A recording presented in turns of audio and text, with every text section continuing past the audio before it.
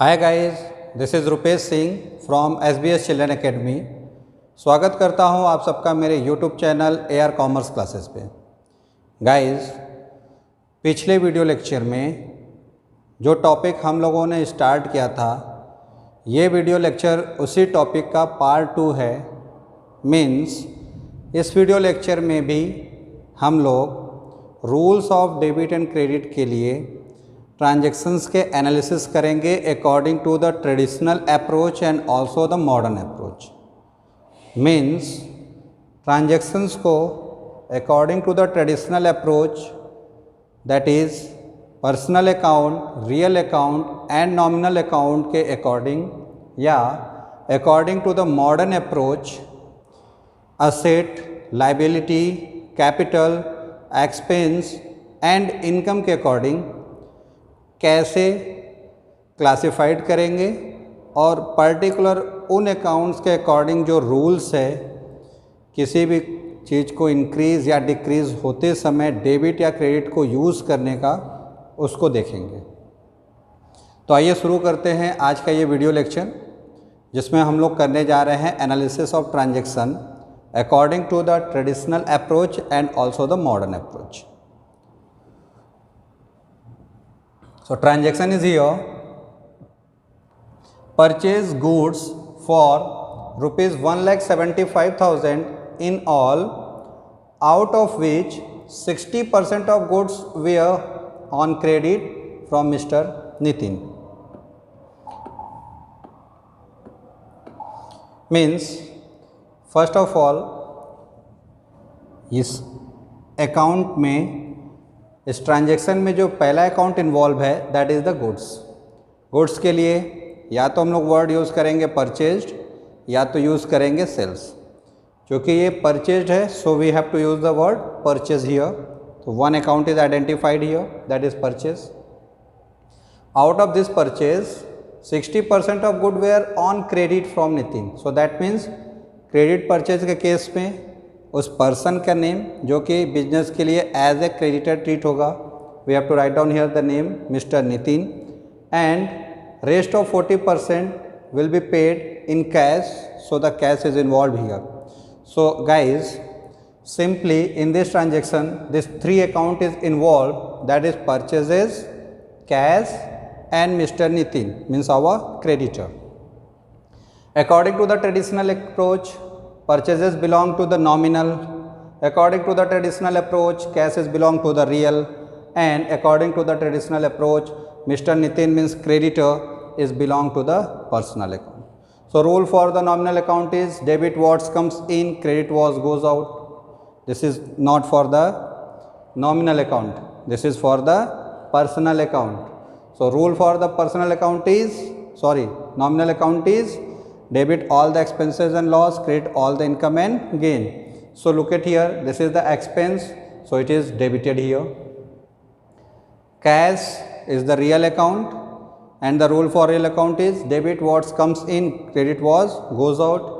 So according to the cash is comes in or goes out. So we have purchased here, तो purchase करते समय cash goes out होता है, और rule के according debits comes in, credit goes out.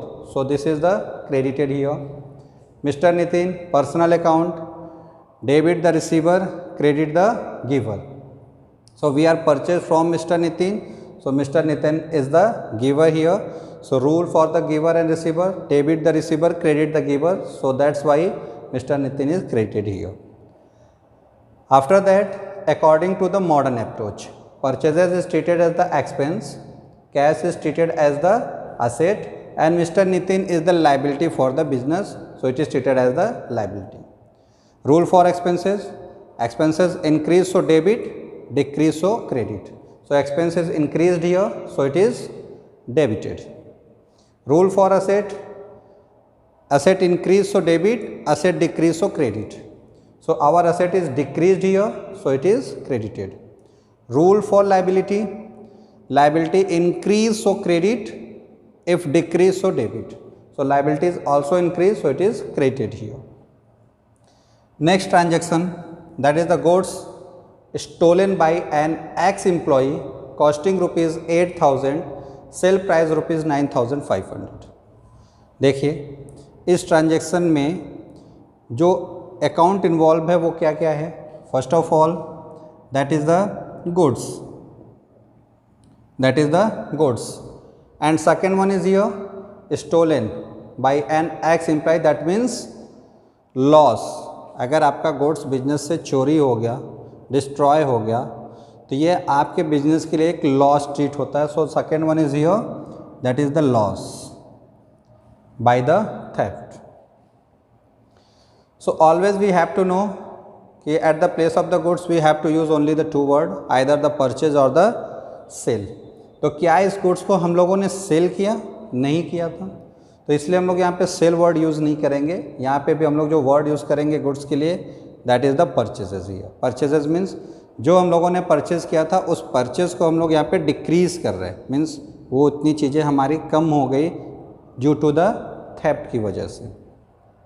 Second one thing is also here the two amount is given here 8,000 and the 9,500। Always students are confused here कि which one we have to take. So dear students, always you have to remember कि in this case our actual loss is ₹8,000, not this one। हमने अगर cell किया होता उसके बाद अगर ये अमाउंट नहीं रिसीव होता तब ये हमारा एक्चुअल लॉस था, लेकिन हमने सेल नहीं किया, इसलिए इस गुड्स को एक्वायर करने के लिए जो एक्चुअल अमाउंट हमने पेड किया था वो था 8,000, और इस केस में जो हमारा एक्चुअल लॉस होगा वो है 8,000। सो यहाँ पर आपको जो दो चीज़ देखना है, एक कि अकाउंट इन्वॉल्व में गुड्स है, गुड्स हमारा परचेज के फॉर्म में लिखा जाएगा क्योंकि हमारा परचेज यहाँ डिक्रीज़ हो गया। Second one cost price and sale price, हमेशा इस केस में हम लोग कॉस्ट प्राइस की ही बात करेंगे, सेल प्राइस की बात नहीं करेंगे। तो loss by theft and purchase, two account is involve here. Loss is related to the nominal, purchase is also related to the nominal. Rule for the nominal account is debit all the expenses and loss, credit all the income and gain. So this is the loss, so that means it is debited. In this case purchases nominal account, nominal accounts rule is here, that is debit all the expenses and loss, credit all the income and gain। ठीक है, लेकिन यहाँ पे देखिए इस rule के according यहाँ पे हम डेबिट नहीं कर रहे हैं। क्यों? क्योंकि जब हमने परचेज़ किया था तो इसे ऑलरेडी डेबिट कर रखा था, अब हमें इसको वहाँ से माइनस करना है, तो इसलिए हम उसको रिवर्स कर रहे हैं, और इसलिए देखिए यहाँ पर 8,000 हम लोगों ने क्रेडिट साइड में शो किया, जिससे कि हमारा ये परचेज़ 8,000 से डिक्रीज़ हो जाए। इसी चीज़ को और अच्छे से क्लियर हो जाएगा जब हम लोग मॉडर्न अप्रोच के देखेंगे। देखिए loss by theft is the expense and purchase it is also the expense, both are the expense, both are the nominal account. In this case our expenses increase, in this case our expenses increase, so debit the expenses increase and credit the expenses decrease। तो देखिए यहाँ पे हमारा जो expense था वो increase हो रहा है, सो 8,000 से डेबिट, और यहाँ पे जो हमने परचेज़ किया था वो परचेज़ हमारा डिक्रीज़ हो गया, मीन्स वो एक्सपेंस हमारा, वो परचेज़ हमारा गुड्स जो है वो डिक्रीज़ हो गया, सो that's why it is the credit here. इससे आप ऐसे भी समझ सकते हैं कि गुड्स अगर असेट्स है तो असेट इंक्रीज़ होता है तो डेबिट, और डिक्रीज़ होता है तो क्रेडिट। तो क्या चीज़ चोरी हो गया, क्या चीज़ स्टोलन हो गया, दैट इज़ द गुड्स, और अगर गुड्स डिक्रीज़ होगा तो credit, that's why it is the credited here. Next goods destroyed by fire, cost price 7,500, sale price ₹10,000। Same thing is also here, the goods is involve here, for that we have to use the word purchased, and in both the two amount 7,500 and 10,000 we have to take the cost price, so we have to take the 7,500, and at the place of loss by theft in this time we have to write down loss by fire, and all the process will be the same. Next one, purchase machinery for ₹75,000 and spend ₹2,000 for its installation। अक्सर student यहाँ पे गलती ये करते हैं कि वो machinery को सेपरेट मानते हैं, और इस मशीनरी के इंस्टॉलेशन के ऊपर जो अमाउंट पेड किया गया उसे वो एक्सपेंस ट्रीट करते हैं, और उसके बाद इन दोनों के लिए जो पेड किया जा रहा है वो कैश, तो that means third account. So according to the confusion, कई बार स्टूडेंट्स यहाँ पे मशीनरी अकाउंट, एक्सपेंस अकाउंट और कैश अकाउंट, इन 3 अकाउंट्स को आइडेंटिफाई कर लेते हैं। But when we have to purchase the machinery and against that we have to paid any amount for the installations और any other thing, so it will be become the part of the machinery. अगर आपने कोई एक नई machinery purchase किया है, उस machinery के कन्वेंस से रिलेटेड, इंस्टॉलेशन से रिलेटेड, उसको रेडी टू यूज़ करने तक जो भी आप एक्सपेंसेस करोगे, वो सारे एक्सपेंसेस मशीनरी के कॉस्ट में ही इंक्लूड कर लिया जाता है। और इस इंस्टॉलेशन चार्ज को या इस तरीके के अदर एक्सपेंसेस को मशीनरी का ही पार्ट माना जाता है। इसलिए यहाँ पे सिर्फ 2 ही अकाउंट होंगे, one is the machinery and second one is the cash. I hope so कि आप समझ रहे होंगे कि अगर इस टाइप से आपके सामने ट्रांजेक्शन्स होगा, मशीनरी परचेज्ड है तो दैट मीन्स हम लोग यहाँ पे असेट की बात कर रहे हैं और इस केस में हम असेट्स के अकाउंट को यहाँ पे राइट डाउन करेंगे। और इससे रिलेटेड अगर कोई एक्सपेंसेस होगा इस असेट को रेडी टू यूज़ के कंडीशन में लाने तक, तो उसे भी इसी के साथ ऐड कर लेंगे। दैट मीन्स मशीनरी में ही ऐड करेंगे, अलग से कोई एक्सपेंस अकाउंट नहीं ओपन करेंगे। So in this transaction the 2 account is involve here, that is the machinery and cash. Machinery is asset, so it is belong to the real account. Cash is also the asset, so it is also belong to the real account. Rule of the real account is debit. What comes in, credit was goes out.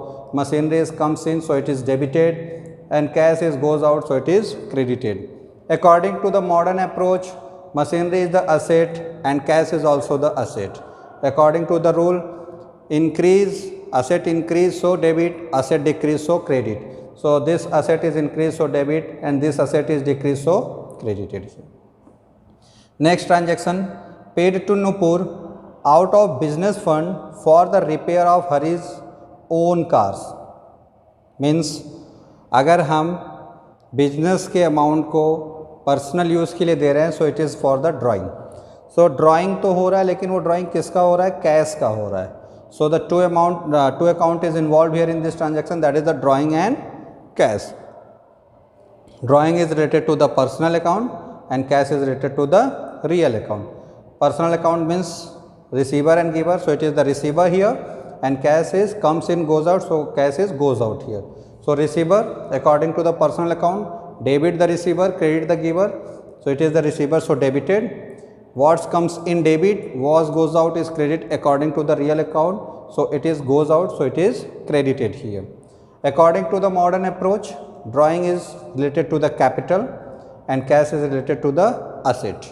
Capital increase हो credit, decrease हो debit. तो drawing करने से capital decrease होता है, that's why it is debited here. And asset increase हो debit, decrease हो credit. तो यहाँ पे asset decrease हो रहा है, that's why it is the credited here. Next, brought 500 share in Reliance India at ₹50 each and brokerage paid at the rate 5%. All the payment is made by check. So look at here, अगर हम लोग payment के बाद check से कर रहे हैं, so that means अब कैश के प्लेस पे जो वर्ड हम यूज़ करेंगे that is the bank, because check is always used in the bank. और जहाँ पे भी क्वेश्चन में चेक यूज़ हो गया that means वहाँ पे अब कैश की जगह पे हम लोग बैंक को ट्रीट करेंगे। तो एक अकाउंट जो इन्वॉल्व है इस ट्रांजेक्शन में that is the bank. Second one is here brokerage paid, तो brokerage is the expenses, brokerage is the expense for the business, so the second account is involve here. And third one investment, we have to purchase the share ना, that means we have to invest our money. कई बार business के पास अगर excess amount है तो किसी दूसरे business में या किसी दूसरे प्रॉपर्टी में या किसी दूसरे प्लेस पे इन्वेस्ट कर देता है, जिससे भी उससे कुछ इनकम्स होता रहे, that is the investment. So in this account, this 3 account in this transaction, this 3 account will be involve, investment, brokerage and bank. Bank personal account, brokerage expense, so it is related to the nominal account, and investment treated as a asset for the business. क्यों? क्योंकि हमने अपना cash invest किया तो cash asset है, तो जहाँ हमने कैश इन्वेस्ट किया वो भी हमारे लिए असेट ट्रीट होगा। So investment is the asset, so it is the real account. Rule for the real account, comes in debit, goes out credit. तो कम्स इन है, that's why it is the debited. Rule for the nominal account, debit all the expenses and loss, credit all the income and gain. Brokerage expense है, so that's why it is the debited. Bank personal account, debit the receiver, credit the giver. Investment के लिए जो payment हो रहा है वो bank के through हो रहा है, तो बैंक गिवर है, that's why it is the credited here. According to the modern approach, look at here, investment is treated as the asset, brokerage is expense, and bank is also treated as the assets. Asset increase, so debit, decrease, so credit. So investment is increase, asset is increase, that's why it is the debited here. Expense increase, so debit, decrease, so credit. So expense is increase, that's why it is debited here. Asset, bank, increase so debit, decrease so credit, and our bank जब हम payment करेंगे तो वो decrease होगा, that's why it is credited here. Next,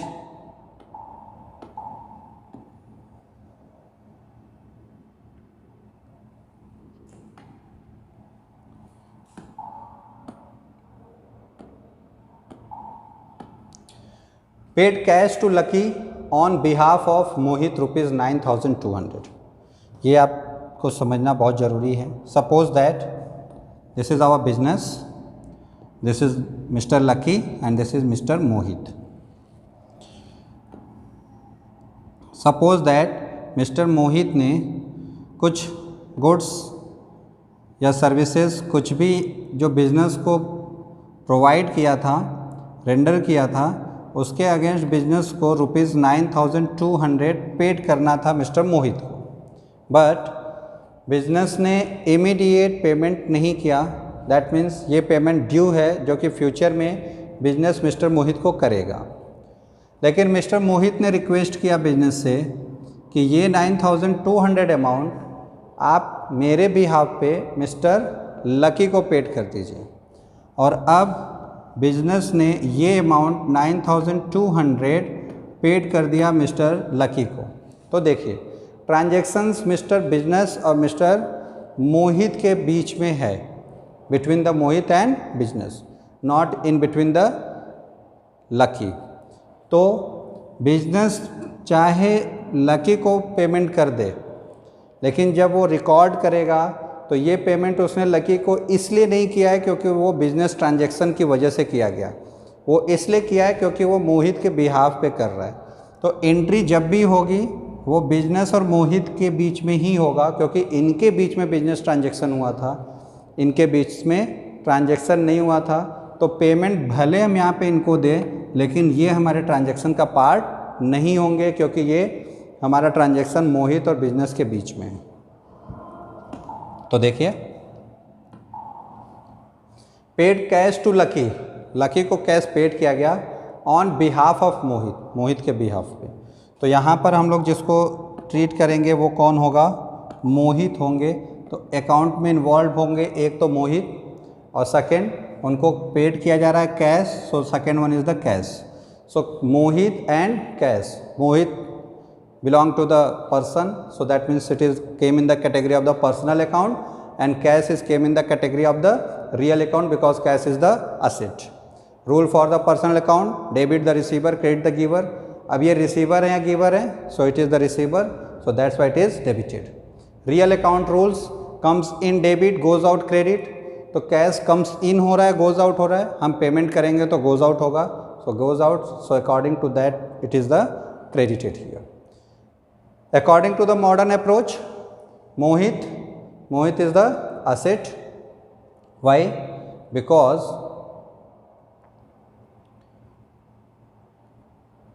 cash is the asset. If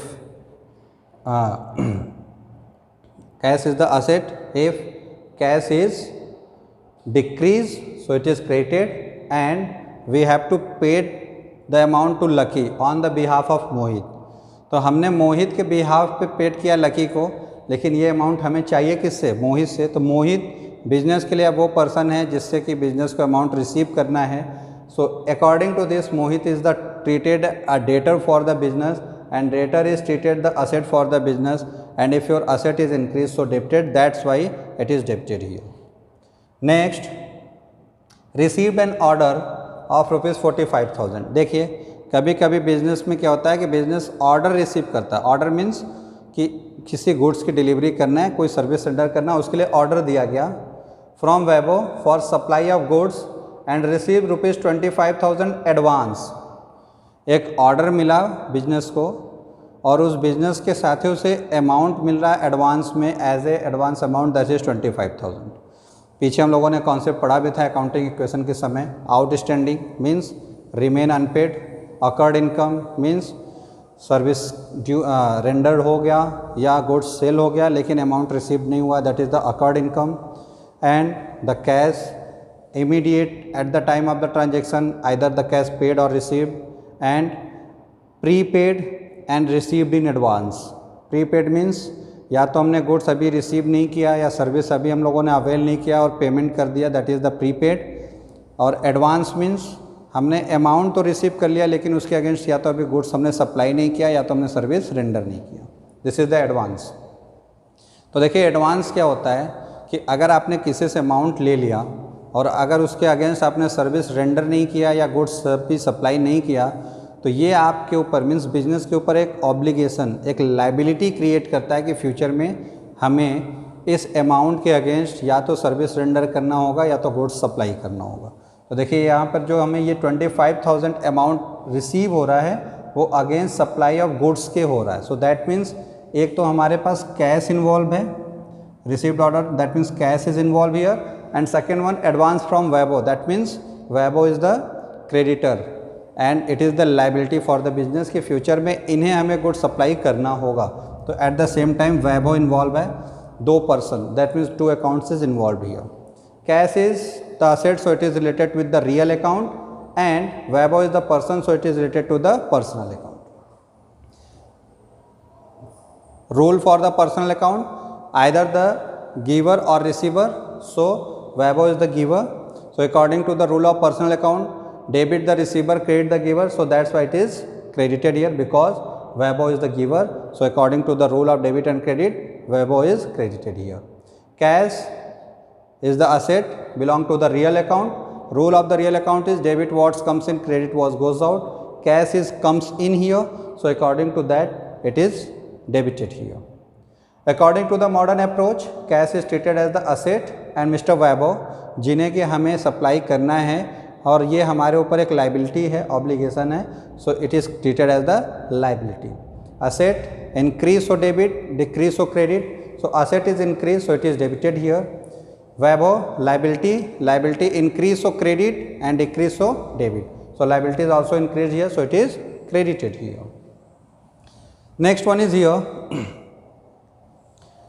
received a VPP value paid postal service for from Aditya for ₹7,000, sent a peon to collect it who paid ₹50 as cartage. Look at here, purchase is involved here, cartage that is the expense, it is involved here, and cash, this three account is involved in this transaction. Purchase is the nominal, you have to know the rule. Cartage nominal, also the rule. Expenses increase so debited, and income and gain is the credited, and real account comes in debit, goes out credit. Next, paid ₹550 for subscription, subscribing for newspaper and magazine. Magazine और newspaper को subscribe करने के लिए paid किया जा रहा है cash. देखिए छोटे छोटे जो एक्सपेंसेस होते हैं इसके लिए एक वर्ड हम यूज़ करते हैं, that is the miscellaneous expenses. तो expense and second thing is involve here, that is the cash, this two account is involve in this transaction, miscellaneous expense and cash. Miscellaneous expenses belong to the nominal account and cash is belong to the real account. Nominal account rule is debit expenses and loss, credit income and gain, so it is the expense, so it will be debited here. Rule of real account is debit what comes in, credit was goes out, so here we paid the cash for subscription, so goes out, and according to the goes out it is the credited here.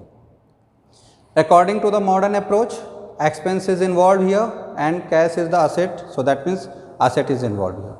Rule for expense, increase so debit, decrease so credit, so expense is increased, that's why it is debited here. And rule for asset is increase so debit, decrease, so credit. So asset, that means cash is going on decrease. So according to the rule, decrease, so credit, that's why it is credited here. Next one is here, received 125 rupees from sale of newspaper and magazine. देखिए, जिस newspaper और magazine को subscribe हमने किया था, paid किया था, वो हमारे लिए एक्सपेंस है। लेकिन उन्हीं न्यूज़पेपर्स को या उन्हीं मैगज़ीन्स को जब हम सेल करते हैं, ये हमारे बिजनेस का मेन मोटिव नहीं है कि हम न्यूज़पेपर और ये सब चीज़ें सेल करें। बिजनेस किसी न किसी एक आर्टिकल में डील करता है, that is known as the goods for the business. लेकिन इस तरीके के कुछ भी छोटे मोटे चीज़, कुछ भी ऐसे वैल्यूज़ जो सेल करने से बिजनेस के लिए इनकम ट्रीट हो जाए, दैट इज़ रिसीव्ड हियर। जिस अमाउंट, यहाँ पे भी देखिए कैश इन्वॉल्व है, लेकिन इस टाइम हम लोगों ने कैश को रिसीव्ड किया है, so it is the income for the business, not the expense. But the word for newspaper and a magazine we have to use here the same, that is the miscellaneous expenses. Means ये या तो paid होंगे, अगर ये paid होगा तो expense होगा, और अगर ये रिसीव्ड होगा तो इनकम होगा।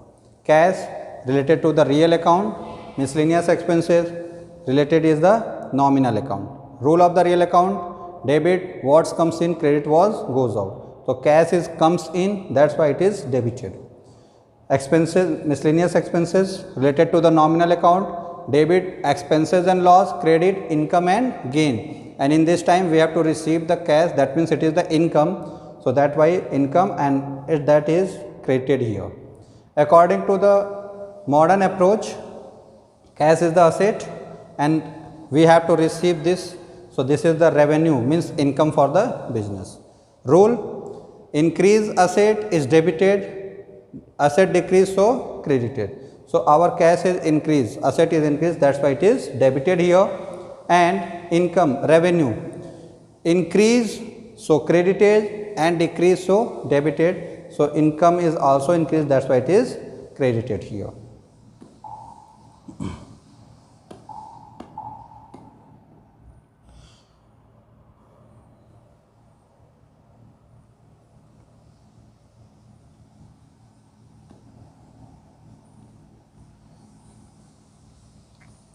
Next one, withdrawing goods for personal use, cost price 2500, sell price rupees 3000। कभी भी क्वेश्चन में इस टाइप से ट्रांजेक्शन्स हो तो हमें सेल प्राइस को इग्नोर करना है और इसकी जगह पे जिसे फोकस करना है वो है हमारा कॉस्ट प्राइस। और यहाँ पे ड्राइंग हो रहा है तो ड्राइंग हमारा गुड्स के लिए भी हो सकता है and also it is for the cash. तो अगर गुड्स के लिए है then we have to use the word purchase, और अगर कैश होता है then we have to use the word cash here. So drawing and purchase पीछे भी हमने देखा था। So simply the same condition is applicable here. How can you have to pass this one? Paid interest on loan.